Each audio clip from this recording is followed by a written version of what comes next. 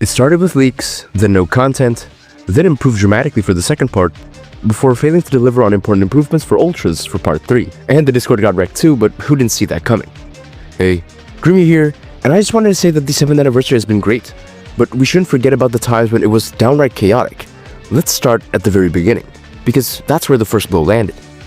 Leaks, the part 1 hype killer. MUI Goku and Super Saiyan Blue Evolution Vegeta were leaked early, killing the element of surprise.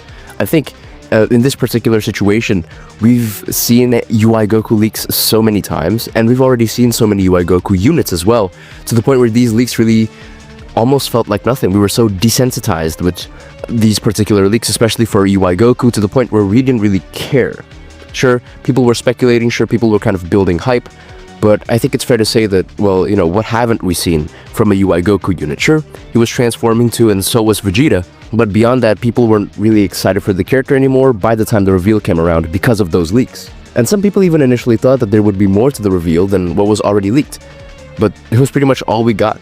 Some people, I think including myself, really thought that, oh, you know, they're leaking MUI Goku and Super Saiyan Blue Evolution Vegeta because they've got other units planned for part 1, and they're just only giving us one half of it. You know, we're going to be seeing more by the time the reveal actually comes around, but that wasn't the case. MUI Goku and Super Saiyan Blue Evolution Vegeta were all there was for part 1. It definitely robbed the character drop of one of its strongest marketing tools, which was mystery. In the teasers, it also didn't really show us any new abilities, or even like, for example, Vegeta's new unique gauge type, or maybe even Goku's passive green card counter, because that would have actually been a part of a pretty important conversation, I'd say, in the community, where people would probably be discussing as to what Vegeta's unique gauge was, or how what particular animation is this Goku animation for? Like, what card is it? Is it just like a regular evasion, or is there something more to it? But the leaks actually just leaked the characters and who they were without really allowing us to build off of it in any way. And sure, the leaks did a lot of damage when it comes to the character's hype and overall part 1's hype, but leaks weren't the only thing draining hype fast. DROUGHT, the part 1 funeral. Part 1 launched with no new game modes, mechanics, or big quality of life improvements. The new UI improvement dropped just before it too, so part 1 definitely felt like almost like a filler celebration, you know? Let's pretend that the characters aren't even there, and you can find that most of the events don't really matter, right? They're very much filler events. Sure, you get rewarded with like the arts boosting chords and seed exchange medals and friendship points, I suppose. But beyond that, what is it that you get?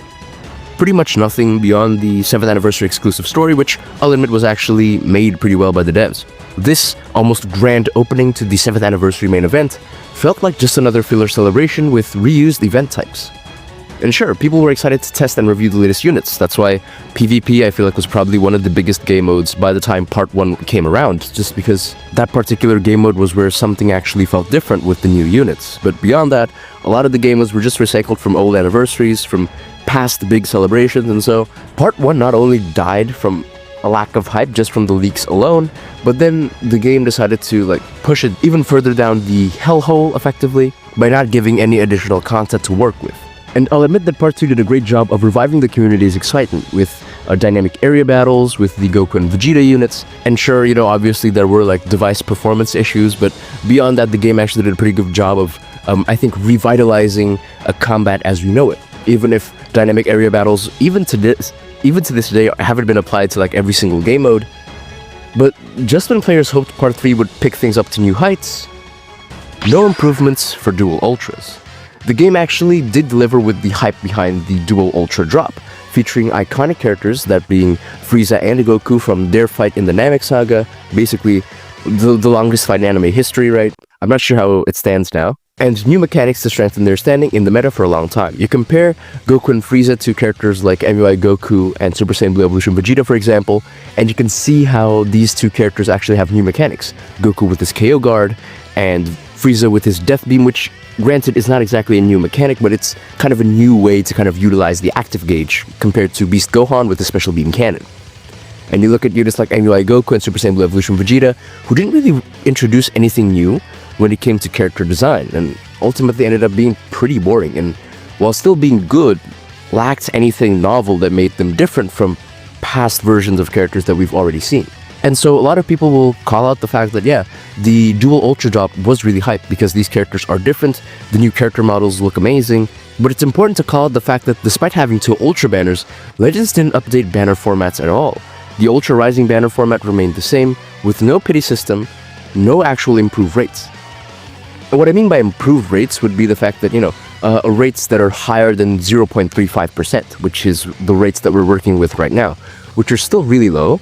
And I think what's even worse than that is, again, the fact that we don't even have a new pity system to prevent bad luck from taking its toll, especially against players who actually grinded their CC up all the way to, like, however many thousand, like 20,000 or maybe even further, because I know free-to-play players who play a lot can actually get even higher than that. Instead, the game focused on pumping up Frieza's banner with improved rates for the second step only, and an exclusive event allowing you to get him all the way to 7 stars for free after pulling him for the first time. And this to me almost feels like, them just wanting you to summon on Frieza's banner. The devs improving Frieza's banner and proving how easy it would be to build the character up is less about them wanting support for the community and more because they're scared that Frieza won't actually be as popular as Goku and will kind of be a dead weight to the celebration. And while yes, the devs did put a lot of effort again into designing the new units and they did a fantastic job, I have the balls to highlight the fact that they didn't care enough to improve the actual banner formats and instead chose to keep them the way they always were. And don't even get me started on what happened with the Legends Discord disaster. The official Discord launched for part 3 of the 7th anniversary and it was flooded with inappropriate content and was put under maintenance in, I think, under 24 hours. And while this may seem like a small hiccup for some, maybe even like a bit of a comedic mistake, I see it as the devs not understanding the size and general attitude of their community. I can't imagine all players would be stupid enough to say stuff like this, but there are a non-significant number of players who do.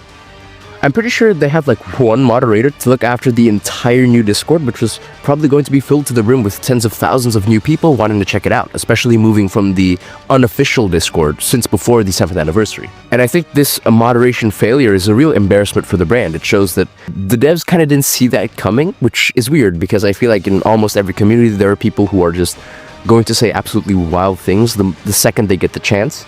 And so it really speaks to them kind of trying to branch out with, Discord, obviously, but them not really understanding how to execute it properly. And I will say that the people in charge at Legends aren't entirely to blame for what happened. I do think it speaks more about our community and the online etiquette some of us still needs to work on. And now you're probably asking, so what? Who cares if I think this anniversary is bad? Conclusion.